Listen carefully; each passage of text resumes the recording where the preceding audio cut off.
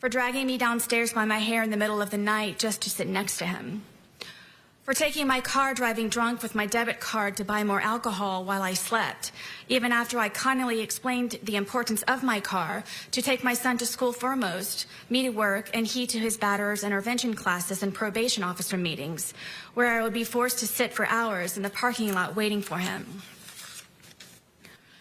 For causing me so much trauma and pain, mentally, physically, emotionally, I had to be hospitalized more than once.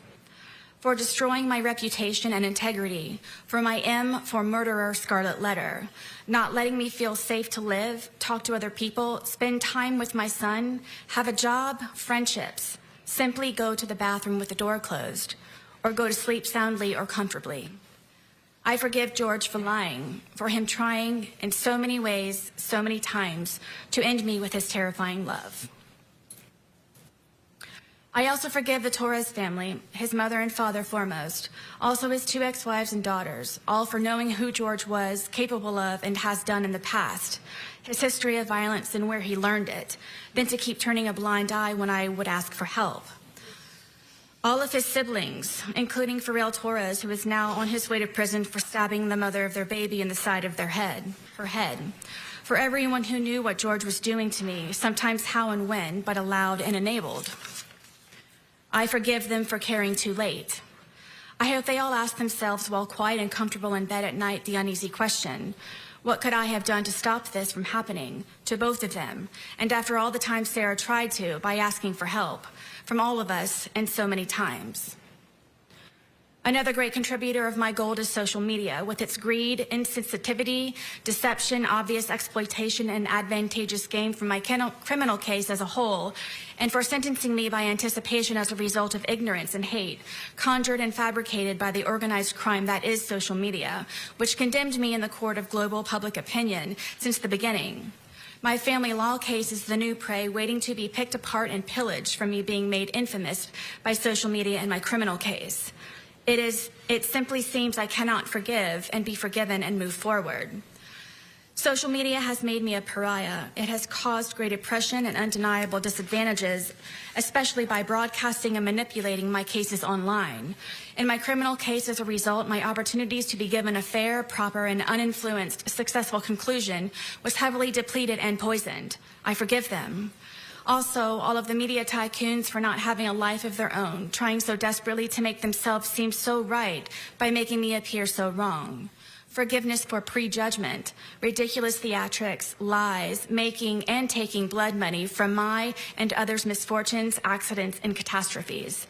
It's all over their hands and their keyboards. And even after all that's been said and done, theorized, hypothesized, scrutinized, and blasphemed in my case, still no one knows me. In the end, I forgive myself for not choosing my life sooner, for not being more brave, vigilant, bolder, and outspoken, stronger, mentally, physically, emotionally, and spiritually, for being hopeless, desperate, simple-minded, weak, and inexperienced.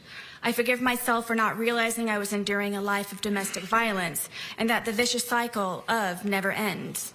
I had nothing to compare to. I've never been hit by a man ever before in my life. I was raised hitting a woman was wrong and should never happen. No excuse. I forgive myself for not escaping permanently, for not fighting back sooner to save myself, my son, my dogs, home, and car.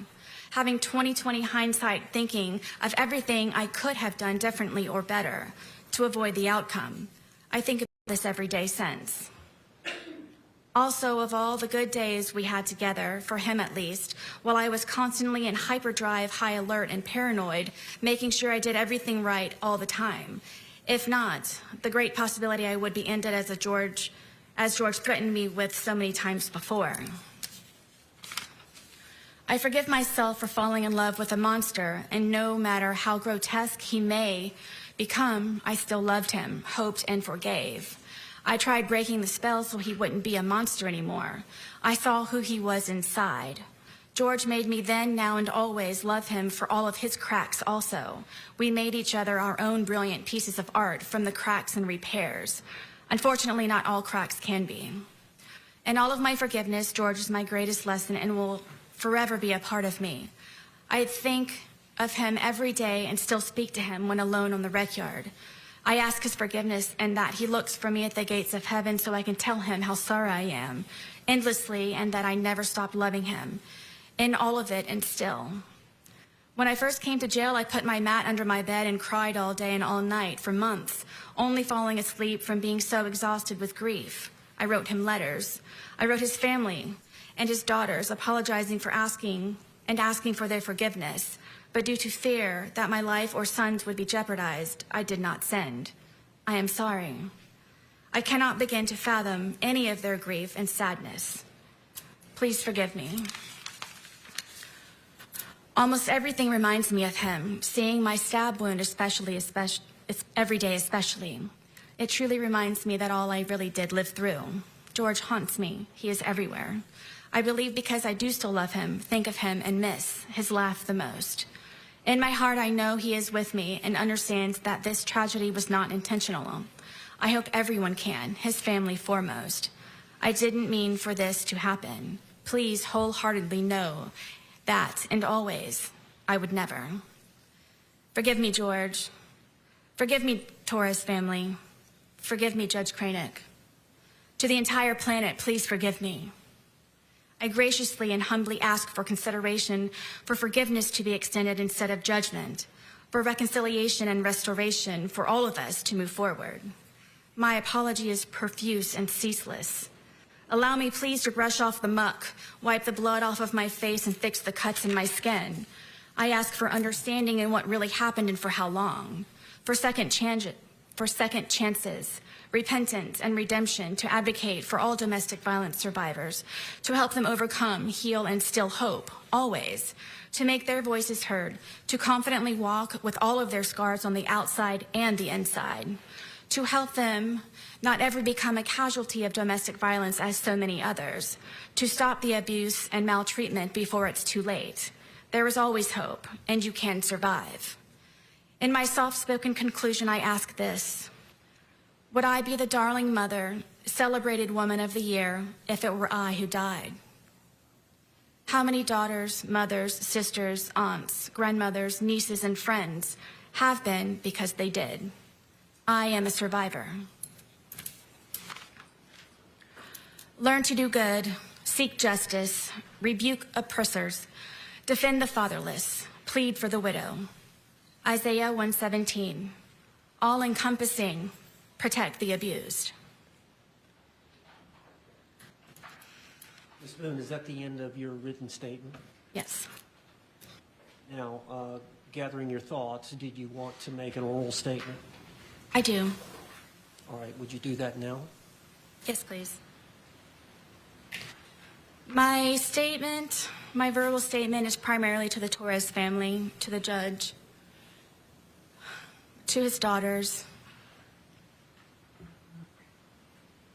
I know you all know who I really am, and that I did care for George, and that I do still love George. I know you know that we had very many good days, and I take offense to the statement of being said that this is just for a moment. Right now with me here in the courtroom in front of you all, this is just for a moment. But the moments before that, in order for me to be here, is endless. It's everlasting. The scars that I have on the inside, my outside scars have healed except for my stab wound. But this has changed me as a person to see things differently and to understand things differently and to not be weak and just try to protect yourself, and forever, regardless of the time that I may receive from today, I forever will have this experience. I forever will have Jorge Torres with me in my heart, in my mind, my body, and my soul. As he and I used to say that we were one soul split into two bodies. This is not just for a moment. It may be for everyone in this courtroom, but when I leave, this is forever. When you all leave, that this is forever. This is forever for everyone here, and those who it matters to most. I am one of those who will experience this forever. I'm sorry. Words do not define my shame, and I don't know what else it is that I can say and convey to the Torres family how this happened. The ifs and whys and how really don't matter. It happened, and I'm sorry. Words cannot describe. And I hope that everyone can forgive me, the Torres family most of all, and his daughters, because I know what he meant to them. And I don't think that anybody ever understood what he meant to me and I to him. And I ask for forgiveness. Ms. Boone, I have just one or two questions, if you don't mind. And you can speak on it if you want or not. But this is a unique case, and one of the reasons it's so unique is that you were in jail for 4.5 years prior to your trial. And I understand that when you were brought up as a child that you did have some spirituality in your family, some church, some religion. Always. But I understand that you got away from that. Did you have a chance during the 4.5 years to look back at your spirituality? Absolutely. You know, everyone supposes that this is one of the worst experiences of my life, and it's actually been one of my greatest. If I were not beaten to death, I was going to work myself to death on the outside, and I never had time to get back into my Bible and to pray and to be with the Lord. And I, being here incarcerated, have had time, of course, to get closer to God, to reacquaint myself to him and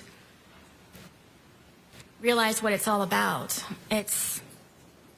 This is all temporary, and when I say temporary, I don't mean by being set free in jail or from prison or wherever else. It means being set free and temporary, meaning that you work for something higher, you work for God, that you strive for your crown to be placed upon your head by Jesus Christ by being said, "You have done well, my good and faithful servant." I've always tried to be a good and faithful servant. I was just a servant as opposed to doing all that I can when my family were alive and I was going through everything up to this point. I've become so much more closer to the Lord, and it's made me such a better person, and I hope that I am an example going forward of the Lord's light and can draw many people to me because of it. Thank you. Any follow-up, State? No, I assumed that was the final word. Thank you. She can return back to counsel's table. All right, so you just heard their remarks from convicted murderer Sarah Boone there on the stand, speaking just before her sentencing today. Now, Sarah was found guilty of second-degree murder in the death of her boyfriend back in October. That boyfriend was 42-year-old Jorge Torres. This trial happening in Orlando, with prosecutors saying that Boone had zipped Torres up inside of a suitcase during a drunken game of hide and seek, hitting him with a bat and leaving him there overnight, where he died from asphyxiation. Now, on the stand there, you did hear that final comment from Sarah before she does officially become sentenced, and then you heard pretty much what her defense had been saying during the trial, which is that Boone was a victim of an abusive relationship with Torres and suffered from battered spouse syndrome. We do still have a tweet from a reporter down there covering the case, Stephanie Buffamonte, saying that inside the courtroom, sitting behind Sarah Boone, and she did not shed a tear and remained straight-faced as George's family broke down into tears. We're stepping away for a quick commercial break here at Live Now from Fox. We continue with more top stories next.